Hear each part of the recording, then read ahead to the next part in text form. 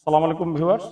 আজকে চলে আসলাম চট্টগ্রাম জেলার মিরেশ্বরাই উপজেলার থেকে নিকটবর্তী স্থান শান্তিরহাট। শান্তিরহাটের পাশেই একদম এখানে অমল ভাইয়া এবং শ্যামল ভাইয়ার একটি দুইতলা ফাউন্ডেশনের স্ট্রাকচার দেখতে পাচ্ছেন। এখানে এই দুইতলা ফাউন্ডেশনের স্ট্রাকচারটি মূলত নির্মাণ করা হচ্ছে আমাদের এই ইসিপি কংক্রিট ব্লক দিয়ে। খুবই শক্তিশালী মজবুত এই ব্লকগুলো, লোড বেয়ারিং ব্লক এগুলোকে বলা হয়, কারণ এটি খুবই হাই স্ট্রেংথফুল ব্লক। তো আমরা ওনার ফ্লোর প্ল্যানটি আপনাদেরকে দেখিয়ে নিচ্ছি। এই ভবনটির টোটাল ফাইনাল স্ল্যাব এরিয়া হচ্ছে 1066 স্কোয়ার ফিট, যেখানে উনি 4 বেড, দেখুন এখানে 1 2 3 তিনটি বেডরুম রয়েছে এবং ফ্রন্টে একটি ড্রয়িং স্পেস রয়েছে। ঠিক আছে, এখান থেকে ঠিক মেইন এন্ট্রান্সে ওনার স্টেয়ারটি করা হয়েছে। স্টেয়ারের নিচ দিয়েই ওনার প্রবেশ পথ, এটি মেইন এন্ট্রান্স। এখান থেকে ডাইনিং স্পেস। টোটাল এরিয়া হচ্ছে 1066 স্কোয়ার ফিট এবং ওনার ইঞ্জিনিয়ারিং এস্টিমেট ধরা আছে কস্টিংয়ের জন্য এটি প্রায় 12 লক্ষ টাকা। প্রতি স্কোয়ার ফিট 1100 টাকা করে খরচের হিসেব করলে 11,72,হাজার টাকা খরচ হয় এই স্ট্রাকচারের জন্য। এই কস্টিংটি মূলত ট্রান্সপোর্ট, আনলোডিং এবং এডিশনাল ও ফিনিশিং কাজের খরচ বাদ দিয়ে এই বাজেটটি ইঞ্জিনিয়ারিং এস্টিমেট অনুসারে মূল স্ট্রাকচারের জন্য এই বাজেটটি নির্ধারণ করা হয়। তো আমরা এই স্ট্রাকচারটি আপনাদেরকে দেখিয়ে নিচ্ছি, ঘুরে ঘুরে দেখিয়ে নিচ্ছি। একটু দেখুন, খুবই সুন্দর চমৎকার হয়েছে এবং এই যে সারফেসগুলো দেখুন, খুবই স্মুথ একটি সারফেস হয়েছে। হলো ব্লকের এই সারফেসগুলো খুবই প্লেন একটি সারফেস পাওয়া যায়, যেটি কিনা ব্রিক ওয়ালের মধ্যে পাওয়া যায় না। অসমতার কারণে, আনসাইজ ব্রিক হওয়ার কারণে, বার্ন ব্রিক আনসাইজ হয়, এই কারণে অসমতা থাকে সাইজে, এই কারণে ফিনিশ সারফেস এভাবে পাওয়া যায় না। আর ব্লক বেসিক্যালি একটি ফিনিশ সারফেস অটোমেটিক হাইড্রোলিক মেশিনে প্রস্তুত করি আমরা। এখানে সারফেসগুলো গাঁথনি করলেই জাস্ট জয়েন্টগুলোকে ফিল আপ করে যদি গাঁথনি করা যায়, একটা ফিনিশ সারফেস পাওয়া যায়। তারপর আমি ইঞ্জিনিয়ারিংভাবে সাজেস্ট করি এরকম ফিনিশ সারফেস যদিও বা আপনারা পাচ্ছেন, তারপরও আপনারা অবহেলা করবেন না।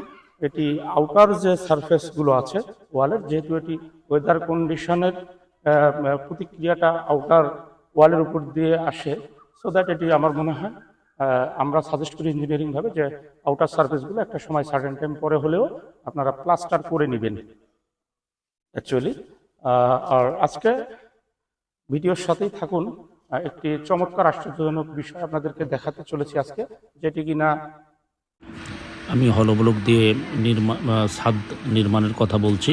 আমরা যে ব্লক দিয়ে বিল্ডিং নির্মাণ করে থাকি হলো ব্লক দিয়ে, সেই হলো ব্লক দিয়েই এখন ছাদের নির্মাণ কাজ আপনাদেরকে দেখাবো, যেটি কিনা বহির্বিশ্বে ব্যাপকভাবে জনপ্রিয়তা পেয়েছে শত বছর আগের থেকেই। তো আমরা পিছিয়ে রয়েছি। আমরা চাচ্ছি যে গবেষণার মধ্য দিয়ে এই কাজগুলোকে এগিয়ে নিয়ে যাওয়ার জন্য এবং মানুষকে সুবিধাভোগী করার জন্য এবং আমাদের সার্ভিসের মধ্য দিয়েই। এই হলো ব্লকের স্ল্যাবগুলোর অসুবিধা তেমন একটা নেই বললেই চলে, এর সুবিধার পরিমাণ অনেক বেশি। আমরা এখন এই যে ছাদে চলে আসলাম, আপনাদেরকে দেখাচ্ছি। এই যে শাটারিংয়ের উপরে দেখুন হলো ব্লকগুলোকে সুন্দরভাবে সাজানো হয়েছে।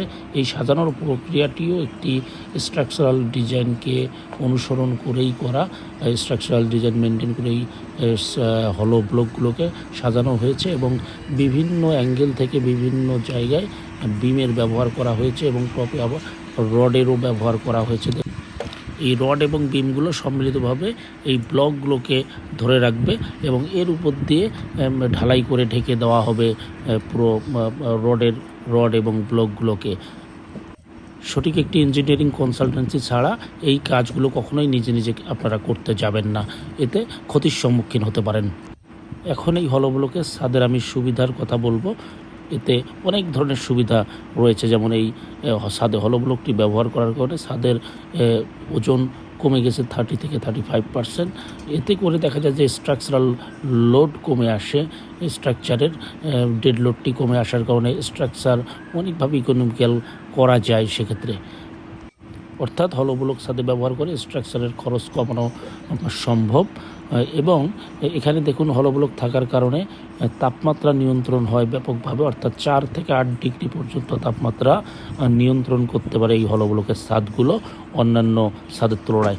দেখুন এখানে বাইরে যদি তাপমাত্রা হয় 38 ডিগ্রি সেলসিয়াস, সেখানে এর ভিতরে প্রবেশ করবে 30 থেকে 34 ডিগ্রি সেলসিয়াস তাপমাত্রা, অর্থাৎ 4 থেকে 8 ডিগ্রি সেলসিয়াস পর্যন্ত তাপমাত্রা নিয়ন্ত্রণ করতে পারে। অর্থাৎ আবার আরেকটি বিষয় দেখুন, সাউন্ড, বাইরে একটি বিকট আওয়াজ হলো, সেই সাউন্ডটিও কিন্তু সহজে এই হলো ব্লকের ছাদ ভেদ করে সহজে পুরো সাউন্ড বা আওয়াজ বা শব্দ প্রবেশ করতে পারবে না।